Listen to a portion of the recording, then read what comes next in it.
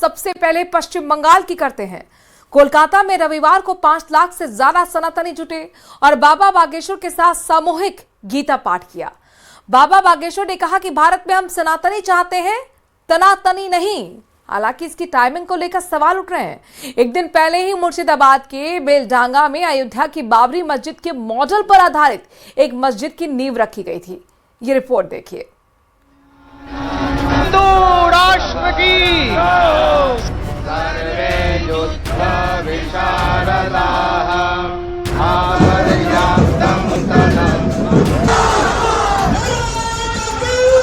तमाम विरोध के बावजूद टीएमसी के पूर्व विधायक हुमायूं कबीर ने शनिवार को मुर्शिदाबाद में बाबरी के नाम से मस्जिद की नींव रख दी। लेकिन आज कोलकाता के ब्रिगेड मैदान में सनातनियों का जमावड़ा लगा। इसमें लाखों की तादाद में लोग इकट्ठा हुए। अलौकिक गीता का पाठ किया गया। सनातन एकता ही इस देश का और विश्व का, विश्व शांति का सबसे बड़ा माध्यम है। भारत में हम तनातनी नहीं, सनातनी चाहते हैं। भारत में हम गजवाई हिंद नहीं, भगवाई हिंद चाहते हैं। गीता एकमात्र ऐसा ग्रंथ है जिसके माध्यम से पूरे विश्व में सामाजिक समरसता, एकता और एकत्व का भाव जागृत किया जा सकता है। इस गीता पाठ में बागेश्वर धाम के पीठाधीश्वर धीरेन्द्र शास्त्री, पद्म भूषण प्राप्त साध्वी रितंबरा सहित बंगाल बीजेपी के आला नेता शुभेंदु अधिकारी, सुकांत मजूमदार, दिलीप घोष के साथ साथ राज्य के राज्यपाल सीबी आनंद बोस सहित लाखों साधु संतों ने हिस्सा लिया। देखिए, बाबरी मस्जिद बंगाल में कभी भी एक्सेप्टेड नहीं होगा। अब मस्जिद बनाए कोई मना नहीं कर रहा है, लेकिन बाबर के नाम से मस्जिद बनाना मुझे लगता है हिंदुओं के ऊपर अपमान करने की, हिंदुओं को आघात करने की एक चेष्टा है। हिंदू समाज इसका सही उत्तर देगा। शनिवार को टीएमसी से सस्पेंड किए गए विधायक हुमायूं कबीर ने पश्चिम बंगाल के मुर्शिदाबाद के बेलडांगा में बाबरी मस्जिद जैसी मस्जिद का शिलान्यास किया, जिसके बाद से पूरे देश में विवाद खड़ा हो गया। हुमायूं कबीर ने बड़ा ऐलान किया, वो बंगाल में ओवैसी के साथ मिलकर चुनाव लड़ेंगे और अपनी पार्टी अलग बनाएंगे। सनातन धर्मावलंबी मानुष उनका पवित्र गीता पाठ कर रहा है। मैं अभी इस्लाम धर्मावलंबी मानुष, मेरा 1 लाख हाफिज को लिए मैं कुरान पाठ कराएंगे एवं वहां से खाना खिलाएंगे अच्छा से लोगों को। वो 1 लाख कुरान का हाफिज को भी खाना खिलाएंगे। हुमायूं कबीर पर कांग्रेस सांसद इमरान मसूद का कहना है कि पूरे मुल्क में फिर से नफरत फैलाने की कोशिश हो रही है। ये पूरे मुल्क के अंदर फिर नफरत के माहौल को खड़ा करने की तैयारी है। और वो जो आदमी ये काम कर रहा है वो बीजेपी का 2019 में चुनाव लड़ा था, वो बीजेपी का आदमी है। एक नफरत का माहौल खड़ा करेंगे पूरे मुल्क के अंदर और नफरत के माहौल के ऊपर राजनीति होगी।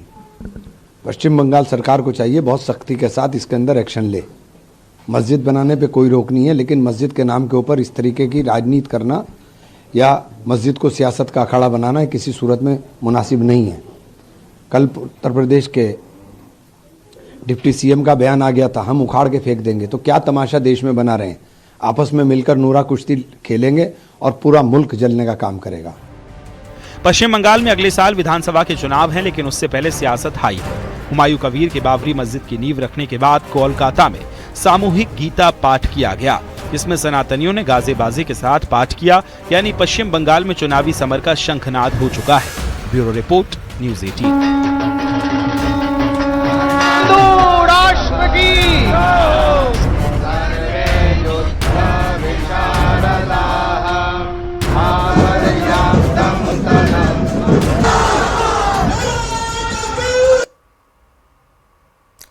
यूपी के अलग अलग शहरों में लगातार पुलिस की वेरिफिकेशन ड्राइव तेजी से चल रही है। एसआईआर को लेकर सीएम योगी के निर्देश के बाद घुसपैठियों और रोहिंग्याओं के खिलाफ अभियान चलाया जा रहा है।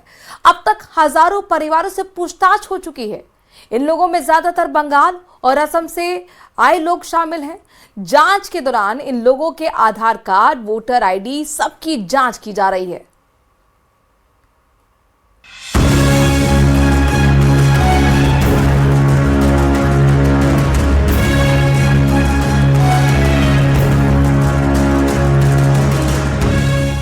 सुरक्षा एजेंसियों के इनपुट पर यूपी पुलिस और सुरक्षा एजेंसियों के साझा अभियान में रोहिंग्या और बाहर प्रदेशों से आए लोगों की पहचान के लिए सत्यापन अभियान चलाया जा रहा है।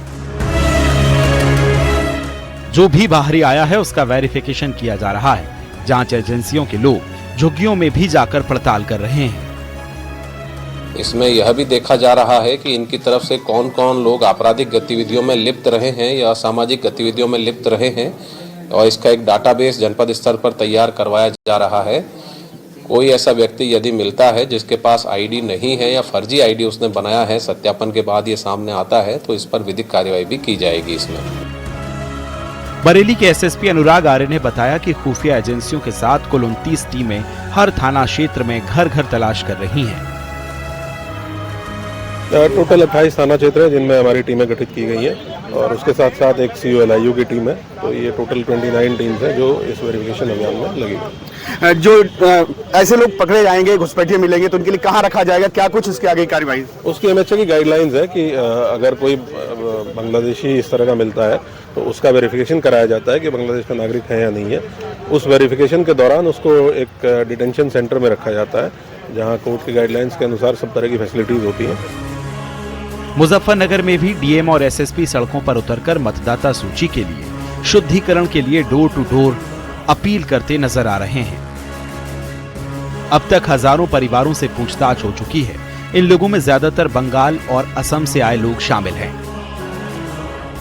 भारत निर्वाचन आयोग के निर्देशों के क्रम में हम लोग मतदाता सूची का पुनरीक्षण करा रहे हैं।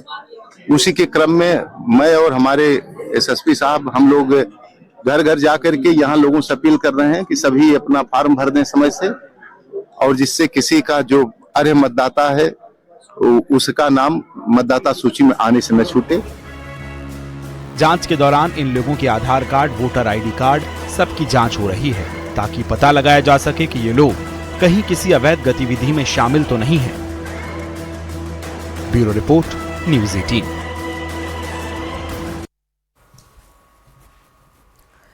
यूपी में चल रहे एसआईआर अभियान पर अखिलेश यादव ने एक बार फिर निशाना साधा है।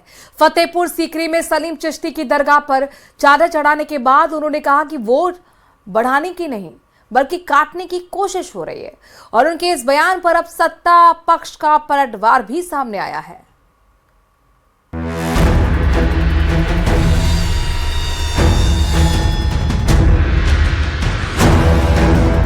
आगरा के फतेहपुर सीकरी में हजरत शेख सलीम चिश्ती की दरगाह पर समाजवादी पार्टी के अध्यक्ष अखिलेश यादव पहुंचे। अखिलेश ने शेख चिश्ती की दरगाह पर चादर पोशी की और मन्नत का धागा बांधा। अखिलेश के साथ उनकी पत्नी और एसपी सांसद डिंपल यादव और जया बच्चन भी मौजूद थी। इस मौके पर अखिलेश यादव ने कहा कि एसआईआर के जरिए वोट काटे जाने की चिंता हो रही है, बढ़ाने की नहीं। वोट जोड़ना है और जहां इलेक्शन कमीशन का काम होना चाहिए, ज्यादा से ज्यादा लोगों को वोट देने का अधिकार बने, वोट उनका बन जाए, वहीं हमें देखने को मिलता है कि एसआईआर के बहाने ये वोट काटना चाहते हैं। ये तो पहली बार सुनने को मिला है कि संविधान से बनी हुई संस्था वोट बनवाने से ज्यादा वोट कटवाने की चिंता कर रही है। और मैं तो कहूंगा एक एक नागरिक को जागरूक होकर के वोट बनवाना चाहिए। अगर वोट नहीं बनेगा तो हमारा संविधान कमजोर होगा, लोकतंत्र कमजोर होगा। इसलिए एसआईआर जब हो रहा है तो हमें आपको अपना वोट बनवाना है। अखिलेश यादव पर डिप्टी सीएम केशव प्रसाद मौर्य का निशाना साधा है। केशव मौर्य ने कहा कि अखिलेश सत्ता में आने के लिए मुंगेरी लाल के हसीन सपने देख रहे हैं। 2047 तक उनके सपने पूरे नहीं होने वाले। लेकिन समाजवादी पार्टी का जब राजनीतिक भविष्य अंधकार में दिखाई देता है तो अरगल प्रलाप करते हैं, और श्री अखिलेश यादव जी के किसी बयान में कोई सच्चाई नहीं है और जनता उनके इस प्रकार के बयानों पर हंसती है। वह गैर जिम्मेदाराना बयान देते हैं। एक सांसद हैं, एक पार्टी के राष्ट्रीय अध्यक्ष हैं और सत्ता में आने के लिए मुंगेरी लाल के हसीन सपने देख रहे थे जो 2047 तक तो पूरा होने वाला नहीं है। आगे भी उनका राजनीतिक भविष्य उज्जवल नहीं है। डिप्टी सीएम ब्रजेश पाठक ने एसआईआर को लेकर विपक्ष पर करारा पलटवार किया। उन्होंने कहा कि एसआईआर को लेकर विपक्षी दल भ्रम फैला रहा है, लेकिन यूपी के लोग 2027 में भी 2017 वाला इतिहास दोहराएंगे और प्रदेश में प्रचंड बहुमत से बीजेपी की सरकार बनेगी। एसआईआर को लेकर के जो विपक्षी दल भ्रांतियां फैला रहे हैं, ये अच्छी तरह जानते हैं कि उत्तर प्रदेश में इनकी जमीन खिसक चुकी है। बिहार में एसआईआर के बाद लगभग 65 लाख मतदाताओं को घुसपैठियों को मतदाता सूची से बाहर किया गया। निष्पक्ष चुनाव संपन्न हुए। आरजेडी के जंगल राज को, लालू यादव के जंगल राज को बिहार की जनता ने नकार दिया। समाजवादी पार्टी के गुंडा राज को, जंगल राज को प्रदेश के लोग कभी स्वीकार नहीं करेंगे। ये सिर्फ फेस सेविंग के लिए कह रहे हैं। उत्तर प्रदेश के लोग 27 में भी 17 वाला इतिहास दोहराएंगे और प्रचंड बहुमत के साथ बीजेपी की पुनः सरकार बनेगी। अखिलेश यादव लगातार एसआईआर को लेकर हमलावर है। संसद में और संसद के बाहर अखिलेश और उनकी पार्टी के नेता एसआईआर पर बयानबाजी कर रहे हैं। बीजेपी में भी अखिलेश और एसपी के नेताओं पर हमलावर नेता दिख रहे हैं। Bureau report, news 18।